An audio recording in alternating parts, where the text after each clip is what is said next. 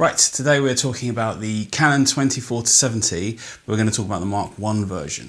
And the reason I'm going to talk about the Mark I version is because there's loads of them around and they're relatively cheap. I'm also going to give you my thoughts of it compared to the Mark II version as well, which I also owned. Now the Canon 24-70 Mark I 2.8 lens is a big, heavy lens. It feels very imposing and you really know that you've got a lens on your camera when you're taking this thing around with you. It is massive. But I don't think that necessarily counts against it that much. It has good ergonomics and the zoom ring on it is always really smooth and spins really freely. And with these older Canon lenses, they had a nice kind of feature where you could get from one end of the zoom range to the other without having to sort of reshuffle your grip. You could do it in one turn, if that makes sense, which was quite nice. So it had good ergonomic benefits despite its weight. Now, despite having a 2.8 aperture, I think that's more than enough for most portrait work, including outdoor stuff. As you can see from these images I'm showing you here, 2.8 gives you plenty of background blur on a full frame sensor. And the 24-70 range just gives you so much flexibility. It allows you to take away distracting elements in the background or show more of the background if you want to. You can incorporate much more of it. So you can see where you are and give a good feeling of the environment around you. I think the 24-70 is a perfect outdoor portrait photography lens for most photographers. The 24-70 is, I think, where most people should start, and you should hold on to that lens. I've sold mine. I'm probably going to buy another one because I just think that they're really good. Remember, outdoor photography, when you're taking pictures of models, is also about context. It's all very well taking someone out to an outdoor location, but if you just blur all the background away, that might make for a nice portrait in itself, but it doesn't tell us much about where they are or what was going on or the location that they're in. Where the 24-70 really excels for me is that you can see where the person is. You get that context of the background because you have that option to include and crop by zooming, which can sound like it's sort of counterproductive, but at the times it's really, really useful to have. And we need to look a little bit at the optical properties of this lens. The 24-70 2.8 Mark I had a reputation for being a bit soft, maybe it's not that great, and when the Mark II came around, everyone was like, wow, this is so much sharper. Look, here's the thing. The Mark II is kind of like a better lens, but I just don't personally think there's that much in it. When you really look at the output from both of the lenses, what you'll find is that the Mark II version is just a little bit sharper, and all of the other stuff that you could prove in a test, perhaps, if you really want to show it, just doesn't translate very well to real world photography. What do I mean by that? What I mean is, like, you can show some stuff in testing, right? That when you actually then go and use that lens or compare them to in real world environments, it's very hard to actually see those benefits or tell the difference. And I think the Mark I and Mark II falls into that category. For me, the only real benefits, the actual real world usage that you can really see difference, is that the Mark II version is a little bit sharper. That's basically it. Its rendition is warmer, so the Mark I lens is slightly cooler, but that really doesn't have much bearing for me in terms of how a lens is.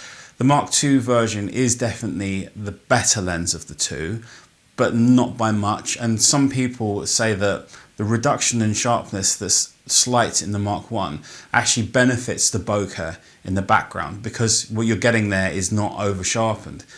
It's very hard for lens manufacturers to make lenses that are both sharp and have pleasing bokeh without it costing tons and tons of money. But I think that this sits in a happy middle ground of that. It's sharp enough whilst having good bokeh. That's usually the upside of lenses that are a little bit less sharp, is you get slightly better bokeh. Because remember, the whole thing is sharp and you don't want to have sharp and contrasty bokeh. You know what I mean? It's like you don't want to have those features in the background because it's going to damage the quality of the outer focus areas. So this Mark I version sharpens up really nicely and it's plenty sharp. There's no problem with sharpness from this lens. I don't think anyone would shoot it and say, wow, this isn't a very sharp lens. I've used this lens on so many shoots and I've even had stuff published with it. So it was okay for that. Actually, let me show you. Instead of me just saying, oh, I've had stuff published because everyone says that, I'm going to actually show you. Okay, so here's a magazine. And there's one of the pictures I was showing you. That's a 2-page spread from it. And you can see that, a magazine editor's looked at that and thought, wow, that looks really nice. So the 24-70's given that context, right? It's shown the background, but it's given nice blur, nice rendering, and it's certainly sharp enough. Here again, some other images of mine, and you'll see here, I can show you this one here. These are all my pictures in this magazine, and that one there, 24-70. So you see, it's been good enough to do a 2-page spread on. So if I can get a 2-page spread in a magazine with a 24-70 Mark 1, I don't know what the issue is with the lens that would make me need the Mark 2 or more than that. I don't think you need more than that. I'm not saying if you haven't got the money, don't go and buy the Mark II. Yeah, sure, go for it if you want to. But I would say that if you in the price point where you could get the Mark 1 and then have money towards something else, go for that instead. I think it's a better option. 24-70 as a focal length has had a bit of a bad rap. And the reason for that is because people say it falls into a boring focal range. Now, when they say that, they mean it's not wide enough to show enough of an interesting wide angle view, and it's also not long enough to give you that kind of compression and look that comes from a telephoto lens. So it's kind of in the middle and in no man's land, kind of nowhere slightly. But I would argue that there's actually a really good use for 24-70, and it's for all the people that want to photograph subjects in their environments. In fact, I would say all of the arguments that go for owning a 35mm prime probably apply to the 24-70. And the way I use the 24-70 is very much how I'd use a 35mm prime, which is subject plus their environment, but it also gives you the bonus of having that flexibility around that focal range. When you get to 70mm, it's kind of interesting to note that you're not at a long enough focal range really to be full on of the headshot range, but to get into that 85 you would have to crop slightly. So what I do with it when I want to use it for a headshot or portrait that's close up is I'll shoot it at 70 and be slightly loose, and I'll just crop that last bit to get me to that kind of look of an 85. And I think that we've got so many megapixels nowadays that I don't see any issue with doing that. I know some people will cry, yeah, but you're throwing away pixels, and my response to that is I just don't care.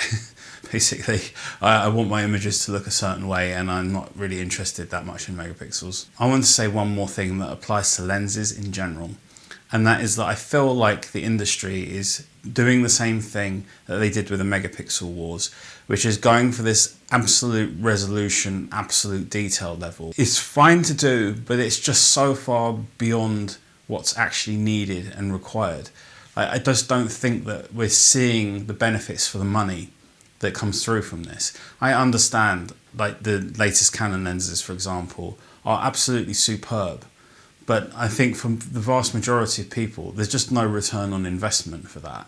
And I still think that whilst you could see the differences side by side in some of these lenses, so if you're looking at this 24-70, you might say, well, I can see in a test that this other lens is slightly sharper. Okay, that's fine. But in the end, your work is always going to be about your vision and the content and the mood of your image. It's not going to come down to image sharpness.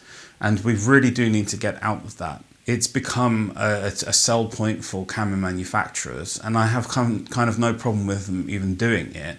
It's just the point that we are getting sucked into this feeling that only the sharpest is good enough, and I want to deliver the sharpest possible pictures to my clients and this kind of stuff, whereas what people want is the most expressive. One thing I find quite funny is when photographers ask me what I shot something on, and I tell them that it's a 24-70 Mark 1 or it's a 5D Mark 1 or a 5D Mark 2, and then their reaction is kind of confused. It's like, but how did you do that? How can it do that?